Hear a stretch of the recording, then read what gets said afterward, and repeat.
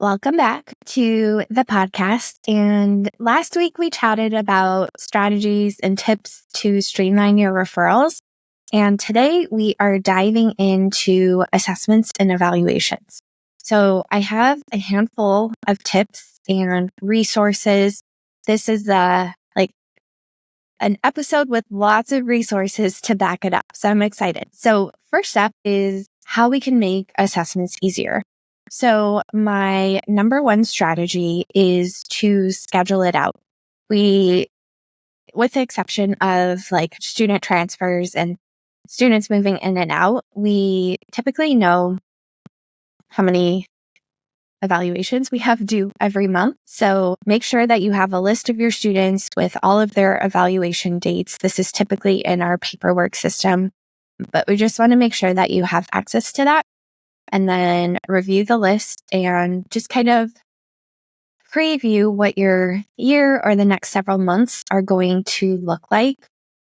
So do you have one evaluation in January and then 3 in February and 10 in March? If that's the case, we're going to want to plan ahead a little bit so that you're not majorly struggling in when March comes around. So just try to work ahead as possible. And also another component of scheduling is just if you know roughly how many evaluations you have due every month, just making sure that you have some time set aside for testing to actually get that done, because that is an important part of our role. And I know that we have a lot of scheduling constraints and all of that, but just making sure that we have a plan to get that testing done, and just being able to look at it ahead of time versus when we're struggling in the moment can make it a lot easier to problem solve and come up with strategies to get that testing done. Then another component, and I talked about this last week when we talked about referrals, but you want to make sure that you have a clear process so that you know all of the steps required to complete that evaluation. So you have to get parent consent, and it'll vary depending on if it's speech only or if you're working with a whole SPED team. There's other service providers, but just make some checklists for the different scenarios for the types of assessments and evaluations that you do, so that you can keep track of that process. And this is, again, a great problem-solving tool, because if you have it all written out, it just makes it easier to make sure that you're completing everything and you don't forget important steps. I always used to forget the language sample until the very last second. So yeah, just having that checklist, and then you can see oh man, I am always forgetting this step, or really struggling with this step, or this step takes me way more time than it should. And so you can identify those and find ways to make them easier. Then the third strategy is to make templates and make this easier for yourself. And we'll talk a lot more about templates in the next episode. So stay tuned for episode 210, where we dive into all of that. But yeah, so we'll talk more about templates next time. But just starting to, a quick tip to start off is just to write all of the sections that you're required to fill in for the evaluation. And then kind of starting to build, anytime you write an evaluation, we're wow, I did a really great job with that. Or if you read an evaluation of I really like how they worded that, just keep a running document with your favorite snippets so you don't have to reinvent the wheel every time. Obviously, we want the documentation to be individualized, but having a good starting point can help us do a better job of individualizing that. And I'll share, like I said, more strategies coming next week on how to actually streamline that. And then now I want to move on to chatting about important elements to include in your assessment. So we want to make sure that we're reviewing past IEPs and evaluations, session data, anything that we might have on kiddos. And we don't have to completely reinvent the wheel. We can review some of that information, especially for the case history type of stuff. We'll obviously want to get an update, but we don't need to rewrite all of that every single time. we'll also want to complete a classroom observation and or collect work samples. And so this is really helpful information in determining that academic impact and seeing how the student is performing in the classroom, and can be a great way to see what like accommodations and supports might be helpful and all of that. Another thing we'll want to look at is gathering information from the family and the teacher. So just making sure that we're up to date on pertinent medical history, educational impact, like what these evaluations are meant to be a team effort, a team decision. And so we want to make sure that we're getting feedback and input from them.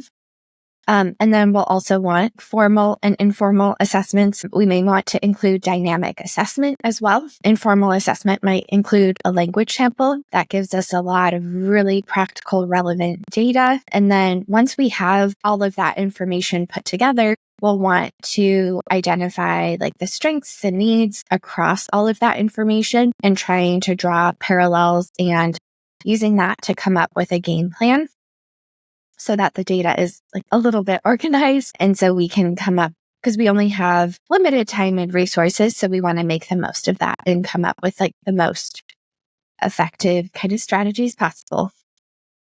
So those are the things that we'll want to navigate in our assessments. And in the show notes, you can find them in the description of the episode, but we have tons of episodes on specific assessment areas. So, and specific considerations for like dynamic assessment, language, narratives, phonological processes, speech sound disorders.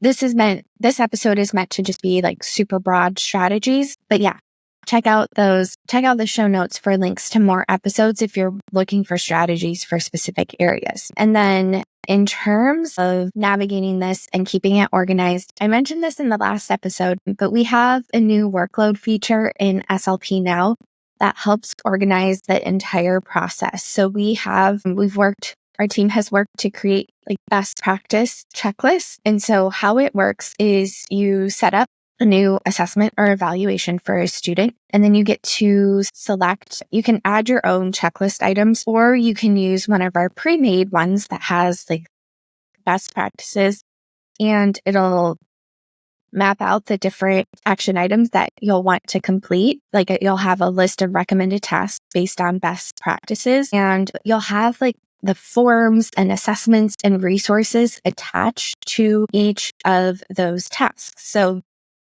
when you need to collect parent input for an initial evaluation or a reevaluation, you can just hit send. It'll send that form to the parents. Once the parents complete the form, it'll mark it as complete. And that's just one example. There's also informal assessments attached based on the area that you're assessing. And yeah, it just really, really helps streamline that whole process. And you don't have to guess which steps are next. And it'll help you keep track of where you are across your evaluations. And we also have these tools for like referrals and IEPs. So lots of good stuff. And you'll have all of your data in one place. So that last step that I mentioned on like when you're reviewing all of your data and analyzing like the classroom observation, the teacher input, the work samples, you'll have all of this data in one place so that it's really easy to fill in the evaluation and complete all the required components. You won't have to be digging for different pieces of data. It'll just all be in one place, and you're much more likely to have everything you need. You don't have to, because we have that checklist, you'll have all of those items completed, and you won't have to be like, I didn't grab this language sample. I need to go grab the student so I can do that. Like, no, everything will be ready to go and organized for you so that it's easy to make those database decisions. So that is a wrap on our episode on assessments. Next week, we'll talk about IEPs a little bit more specifically, and then it'll be jam-packed with some really cool time-saving tools to make that even easier. So can't wait to see you next week, and I hope you have a good one.